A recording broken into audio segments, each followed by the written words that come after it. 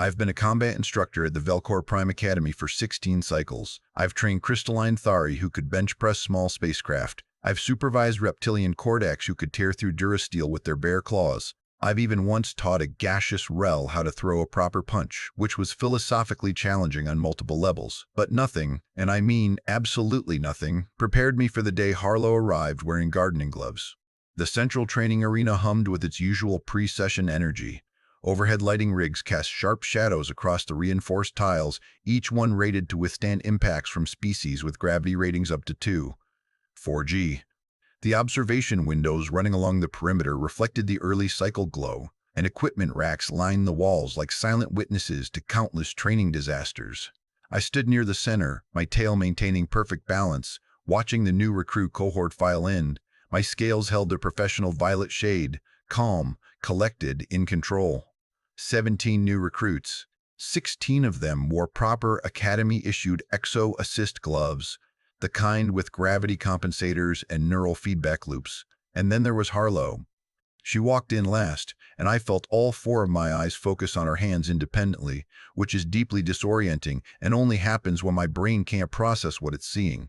She wore what appeared to be cloth. Thin, gray cloth with reinforced palms. The kind of thing you'd use to protect your hands while pulling weeds in a garden habitat. A towering reptilian recruit with deep crimson scales and a prominent dorsal ridge noticed first. He nudged a smaller avian recruit beside him, cream-colored feathers with a nervous crest that kept rising and falling. They both stared, then the whispering started.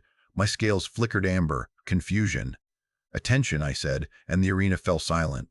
"I am Instructor Kesesvala. You will address me as instructor. For the next 12 weeks, I will transform you from whatever you currently are into something resembling functional combat personnel. Some of you will cry. Several of you will quit. One of you will probably throw up. Statistics are consistent." Harlow raised her hand. She had this grin, not nervous, not uncertain, confident, completely, utterly confident. "Yes, recruit.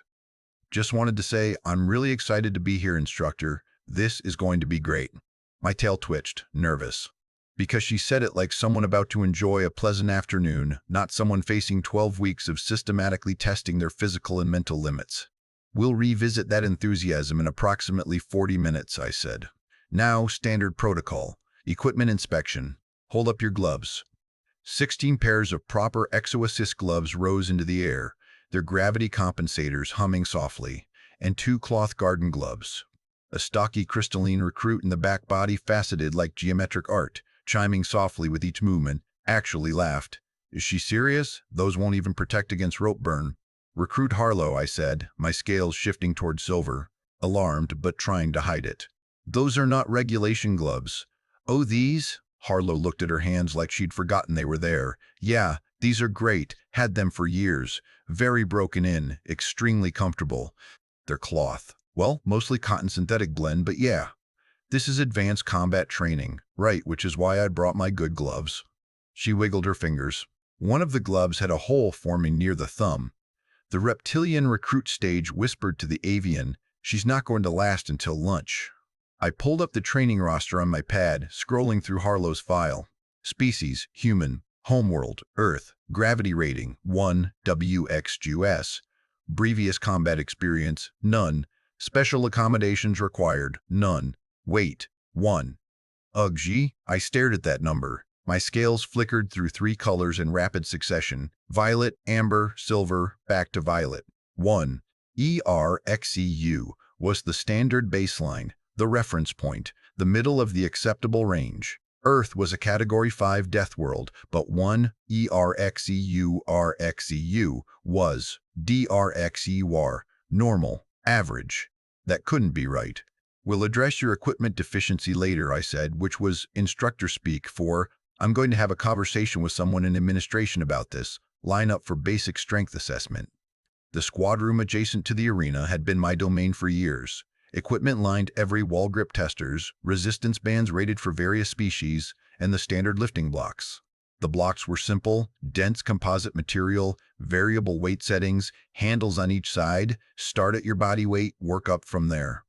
"This is simple," I announced as the recruits filed in, their footsteps echoing off the metal floor panels. An insectoid recruit with a bronze exoskeleton and compound eyes that reflected the harsh overhead lights immediately moved to the smallest blocks. Smart. Lift the block that matches your weight category. Hold it steady for 10 seconds. Your exo gloves will compensate for grip strength and provide stability. This establishes your baseline. The crystalline recruit lifted his block, marked 2. 2G, with barely any effort, his faceted body chiming triumphantly. The reptilian recruit grabbed the 18G block, his dorsal ridge flaring with pride. One by one, they completed the assessment. Standard results. Expected ranges. Harlow walked up to the 1G block. That's the baseline block, I said, for species in the... She picked it up with one hand, not lifted with proper form, and both hands on the handles while her exogloves engaged. Picked it up like she was grabbing a piece of luggage. Her garden glove-covered fingers wrapped around one handle, and she hoisted the entire 70-kilo block off the ground like it was full of air. 10 seconds? She asked, holding it out from her body, not even shaking. My scales went silver white, full alarm. Because that block weighed 70 kilos in standard gravity, she should have needed both hands and significant effort. The exogloves were supposed to do most of the work. She wasn't wearing exogloves. You can put it down now, I said, my voice remarkably steady considering my scales were strobing like a distress beacon. Oh, sure. Harlow set it down gently. Was that okay? I felt like maybe I should use both hands to be more official, but it seemed fine. The avian recruit's crest was fully extended, frozen in shock. The crystalline recruit had stopped chiming entirely, which only happened when they were deeply confused or recently deceased. Everyone proceed to the conditioning track, I said. Recruit Harlow, remain here. The others filed out, casting backward glances. I waited until the door sealed, then pulled out my communicator with one hand while my tail rigid with stress. Instructor Kesesvala to administration. I need someone from processing to report to equipment room 7 immediately. This is about the new human, isn't it? The voice that responded was waterlogged and resigned. Blaine, the Creth Marine who handled recruit processing. His bioluminescent spots were probably already strobing in panic through the comm signal. How did you... Because her file physically burst into flames when I opened it. Well, the digital equivalent. Our security systems flagged it 17 times. I've been waiting for your call.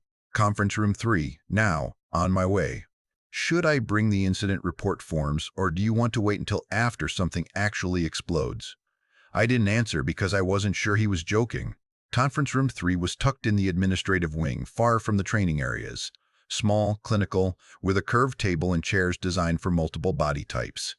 The walls were a calming blue, which was about to become deeply ironic. I arrived first. My scales couldn't decide on the color, so they settled for a nauseating flicker between violet and silver. My tail kept tapping the floor in an uneven rhythm. Tap, tap, tap, tap, tap. The door slid open, and Blaine squeezed through. He was Creth marine amphibious species from a high-gravity water world. His mottled blue-gray skin glistened under the conference room lights, and the bioluminescent spots along his spine and shoulders pulsed in a steady, rapid pattern. Stress.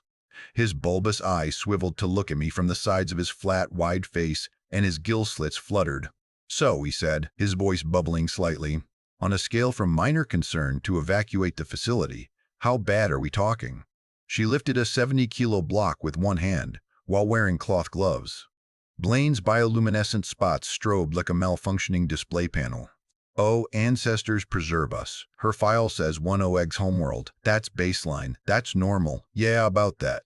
Blaine pulled out a data tablet, his webbed fingers leaving damp prints on the screen. His webbed crest flattened against his skull, the Creth marine equivalent of, I bring bad news.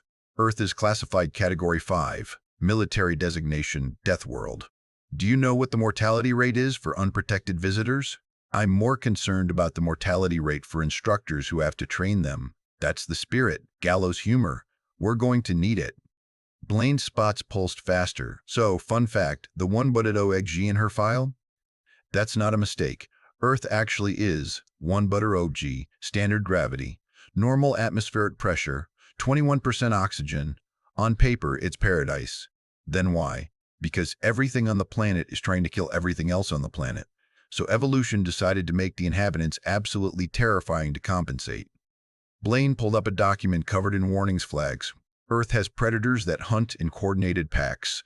It has insects that can carry diseases that liquefy your organs. It has weather patterns that can level cities. And the humans, oh, the humans are the apex predators. They persistence hunt. Do you know what that means? My scales went amber. Explain it in a way that won't give me stress molting. They chase prey until it dies of exhaustion. They just, GMT, keep coming. For days if necessary. Their bodies are designed to not quit. Blaine's gills flared wide, and they think this is normal. They think every species can do this. I sat down heavily, my tail curling around the chair leg for stability. The block. She lifted it like it was nothing. Because to her, it was nothing. 70 kilos in one egg? That's less than her own body weight. Humans can typically lift 1.5 to 2 times their body weight without serious training. With training, Blaine's spots went into full strobe. There are records of humans lifting over 400 kilos. That's impossible. I've got the documentation right here. Also some very entertaining footage of human strength competitions that are basically just public demonstrations of physics violating horror.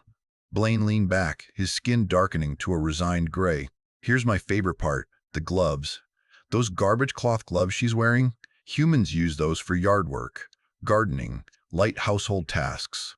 When they need to lift something actually heavy, like say a tank, they use slightly better gloves, barely better, still mostly cloth. My mouth tightened to a thin line. We have 17 recruits in that cohort. 16 of them are wearing gravity assist technology. She's wearing gardening gloves. Well, look at it this way, Blaine said, and his bioluminescent spots did a little pattern that might have been the Creth Marine equivalent of a shrug.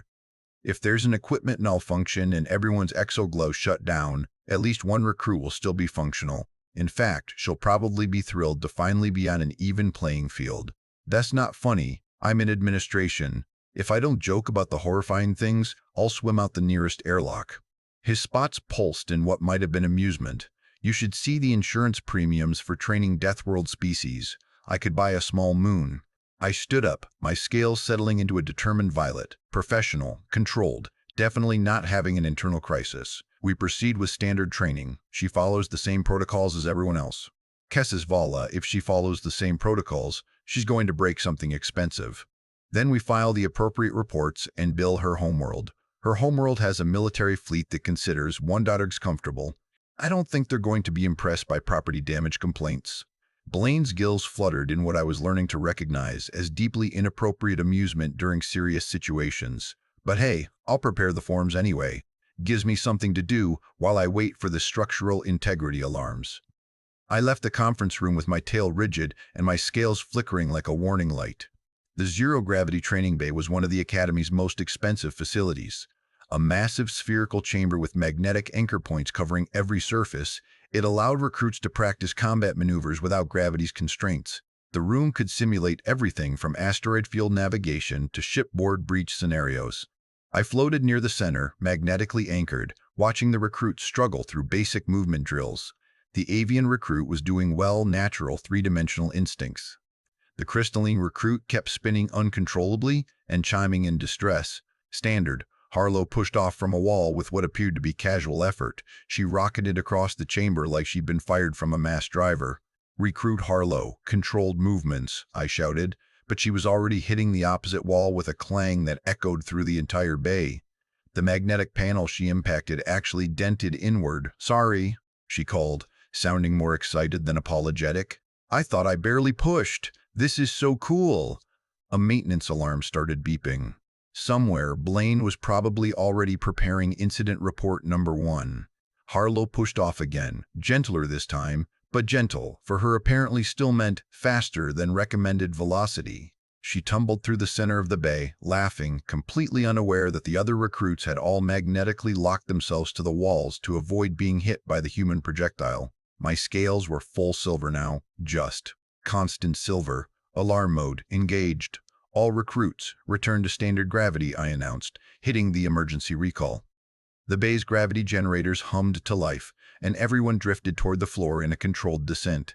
Everyone except Harlow, who landed in a casual crouch like she'd just hopped off a low wall.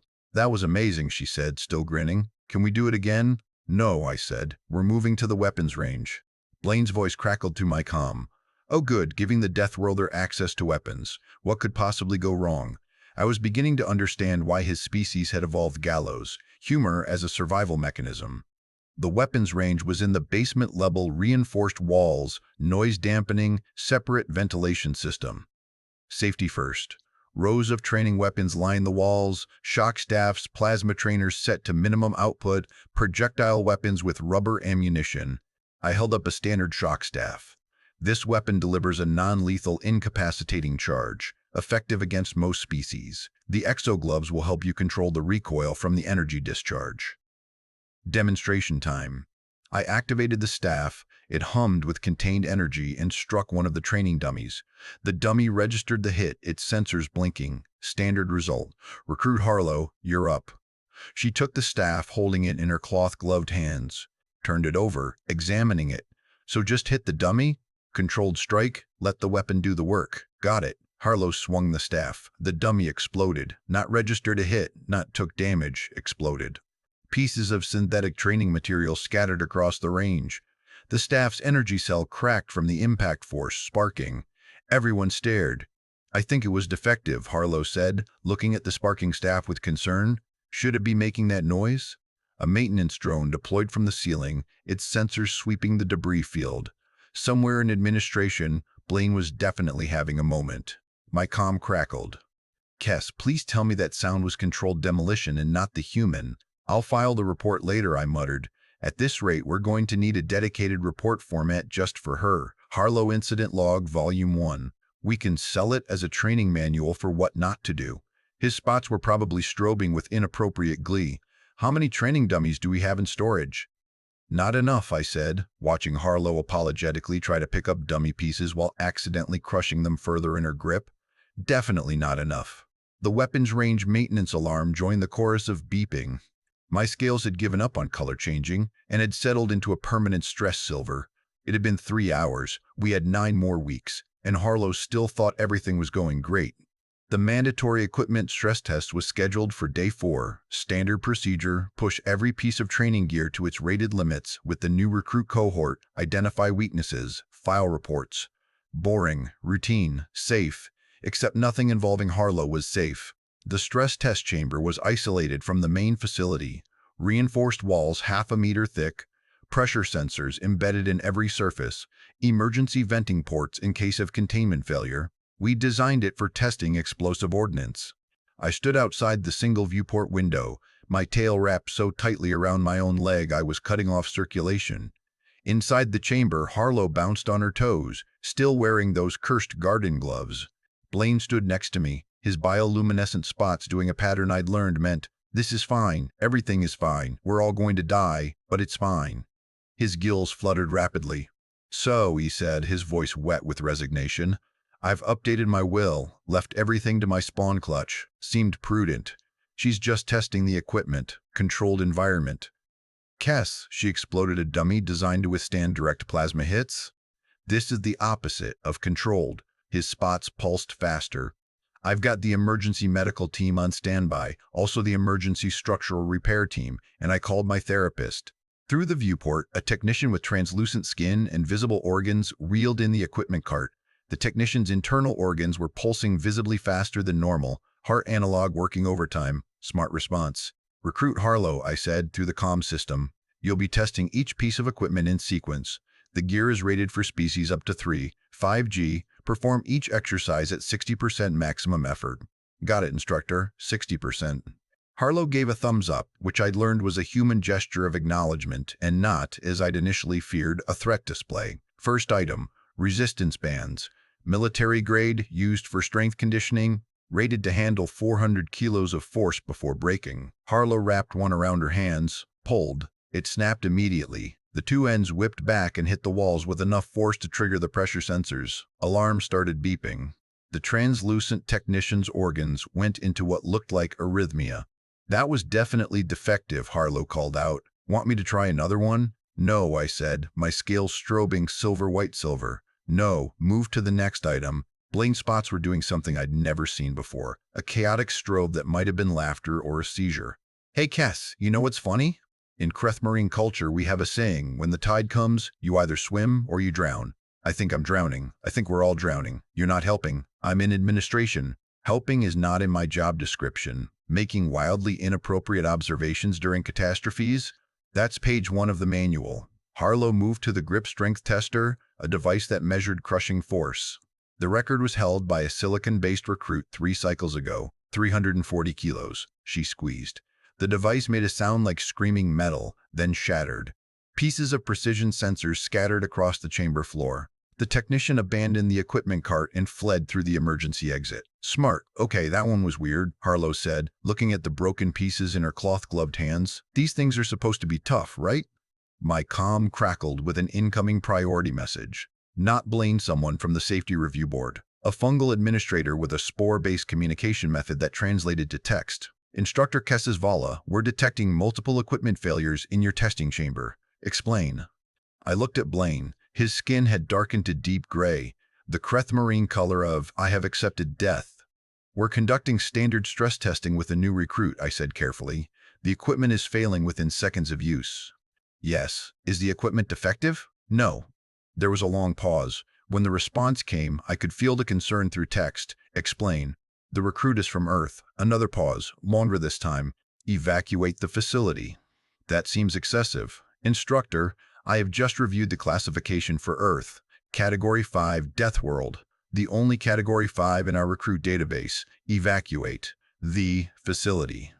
Blaine's spots were strobing so fast he looked like a distress beacon. Oh, this is fantastic. Not only is she going to kill us, but now it's official policy to be terrified. I love my job. This is why I wake up every cycle. Through the viewport, Harlow had moved to the pull-up bar. Reinforced durasteel, anchored into the chamber's structural supports, rated for 500 kilos of sustained weight. She jumped up, grabbed it with both hands. The entire bar tore out of the wall. Harlow landed, still holding the bar, looking confused. Did I do that wrong? Chunks of reinforced concrete crumbled from the mounting points. The structural damage alarm joined the chorus of beeping. Somewhere, the fungal administrator was probably releasing stress spores. Recruit Harlow, cease all activity, I said, my voice surprisingly calm considering my scales were now permanently locked in crisis silver. Should I put this back? She held up the bar. Just set it down, gently. She set it on the floor. The impact cracked 2 tiles. Blaine was making a sound that might have been laughing or choking. His gills were flapping like he was hyperventilating. You know what the worst part is? She's trying to be gentle. This is her being careful. Imagine if she actually tried. I'm not going to imagine that because I value my sanity. Sanity? In this economy? His spots did the pattern again. Definitely laughter. Deeply inappropriate laughter. Cass, I've already prepared 14 incident reports. 14. It's day 4. At this rate, we'll hit 100 before week 2. My comm crackled again. The fungal administrator. Instructor, the safety board requires an emergency demonstration. We need to assess whether this recruit poses an existential risk to the facility. She doesn't. The structural damage to the stress test chamber suggests otherwise. Observation deck 7, 30 minutes. Bring the human. The comm cut off. I looked at Blaine. He looked at me. His spots were pulsing in what I was certain was suppressed hysteria. Well, he said, his voice bubbling with deeply inappropriate humor, at least when the facility collapses, the insurance payout will be spectacular. I might actually be able to afford that moon. Observation Deck 7 overlooked the main cargo hangar, a massive space designed for loading and unloading heavy equipment, perfect for demonstrations or disasters. At this point, they were the same thing. The safety board had assembled, the fungal administrator, a crystalline supervisor whose facets were refracting anxiety, and a heavily armored reptilian inspector with black scales and scars that suggested poor life choices. Harlow stood in the center of the hangar floor, still smiling, still completely unaware that she was the subject of an existential threat assessment. I stood at the observation window with Blaine, whose spots were now pulsing in what looked like a migration pattern, random, chaotic, signifying his complete mental breakdown. For the record, Blaine said, I advised against this. No, you didn't. I'm advising retroactively. It counts. His gills fluttered. What are they going to have her do? Please say something that can't destroy the building. The fungal administrator's spores translated to text on my datapad. Recruit Harlow will demonstrate standard lifting procedure. We've provided a cargo container. Standard composite alloy, 200 kilos. She will lift it, carry it 20 meters, set it down. I relaxed slightly. That was actually reasonable, even for Harlow. Through the observation window, a magnetic crane lowered a cargo container to the hangar floor. It settled with a heavy thunk. Recruit Harlow. The administrator's spore translation boomed through the hangar speakers. Lift the container. Demonstrate standard carrying technique. Harlow walked over, examined the container, then bent her knees and gripped the bottom edge. She lifted it, over her head. With a casual press motion like she was putting something on a high shelf, the crystalline supervisor stopped refracting light entirely, the equivalent of fainting while still conscious. "Is this good?" Harlow called up, holding 200 kilos above her head with arms that weren't even shaking. The reptilian inspector's jaw dropped open, revealing multiple rows of teeth.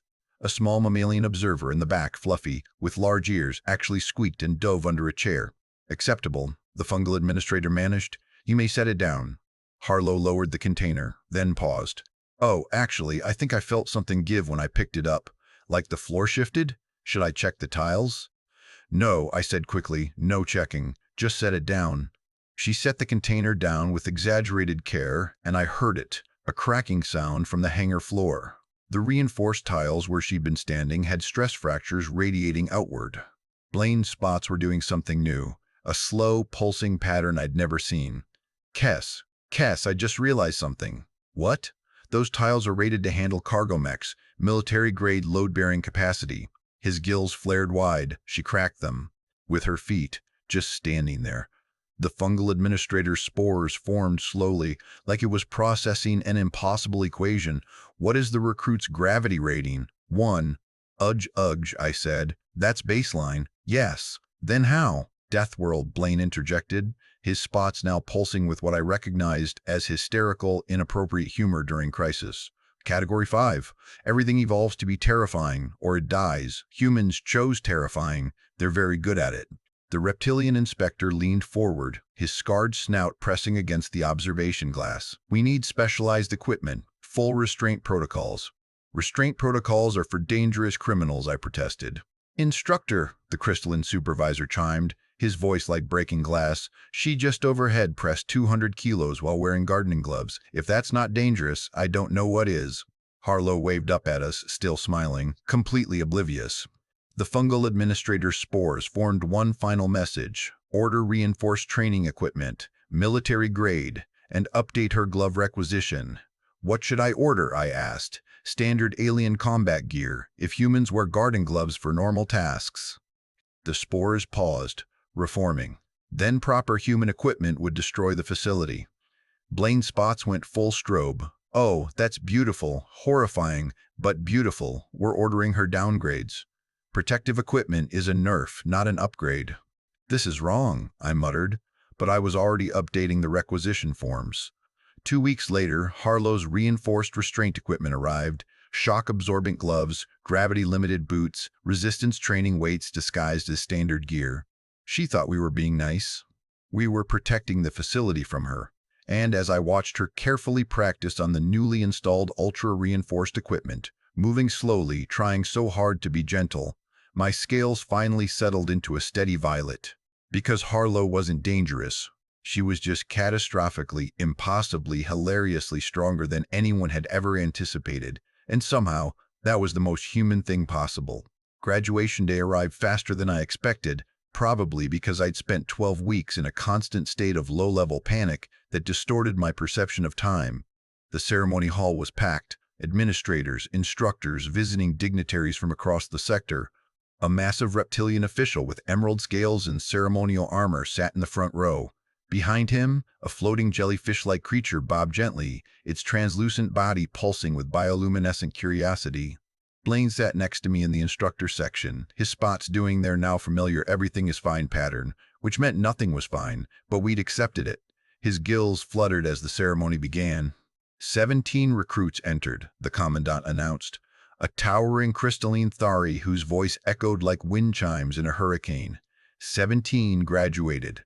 0 fatalities. "A genuine miracle," Blaine whispered, his spots pulsed with suppressed laughter. "We should get a commemorative plaque. Survived training a human, 0 deaths, 47 equipment replacements, 1 minor structural collapse." "It was hardly minor," I muttered. My scales flickered amber, the memory of Harlow gently demonstrating a breach and clear maneuver that accidentally created a new doorway still haunted me. The graduates filed onto the stage. The reptilian recruit with the dorsal ridge, tall, proud, properly terrifying. The avian recruit, whose crest had finally stopped being permanently extended in fear. The crystalline recruit who'd learned to stop chiming in panic every time Harlow entered a room. And Harlow, wearing her dress uniform and standard-issue gloves that were actually military-grade restraint equipment rated for species 3 times her strength. She still thought we'd just given her nice gloves. Recruit Harlow, the commandant called. Distinguished achievement in adaptive problem-solving. Harlow walked forward to receive her medal, carefully, slowly. The stage creaked but held. We'd reinforced it twice specifically for this moment. Your instructors report that you consistently exceeded performance expectations, the commandant continued, completely unaware of what exceeded actually meant. You've demonstrated remarkable potential for field operations. Blaine's spots went full strobe. He leaned over, whispering through suppressed gill flutters. Remarkable potential for field operations. That's one way to phrase walking natural disaster. She saved the obstacle course, I pointed out. She destroyed the obstacle course, then accidentally fixed the drainage problem we'd had for 6 cycles when she cracked the foundation. Still counts as saving it. The Emerald Reptilian official stood, his ceremonial armor clanking. The Sector Defense Force is honored to welcome such a promising recruit. We look forward to your service. Harlow saluted, properly, carefully, with exactly the right amount of force she'd learned. Slowly, painfully, through dozens of broken equipment pieces and stress-fractured floors, she'd learned to exist in a galaxy that wasn't built for her. After the ceremony, I found her in the equipment return bay, carefully, so carefully, removing her training gear. Instructor Kezizvala, she said, grinning. I just wanted to say thank you. I know I wasn't the easiest recruit. My scales cycled through violet, amber, and back to violet. Understatement of the century. You worked hard, I said. Which was true. You adapted. Everyone here was so patient with me, helping me learn to be more controlled, giving me better equipment. She held up the restraint gloves like they were precious. I'm going to miss this place. I thought about telling her the truth, that the better equipment was actually limitation gear, that we'd spent 12 weeks terrified, that Blaine had filed 83 incident reports with her name on them. But she looked so genuinely happy. You'll do well in the field, I said instead, and watching her carefully walk away, measured steps, controlled movements, completely unaware that she was the most dangerous thing in the facility, I realized something. We hadn't trained her to be stronger. We'd trained the galaxy to survive her, and somehow, against all odds and several structural engineering principles, we'd succeeded. Blaine appeared beside me, his spots pulsing in that pattern that meant deeply inappropriate relief. So, next recruitment cycle starts in 2 weeks. Don't even joke about another human. Who said I was joking? I've already got the incident report templates prepared. Harlow Incident Log, Volume 1, was such a success, I'm ready for the sequel. My scales went full silver. It was going to be a long career.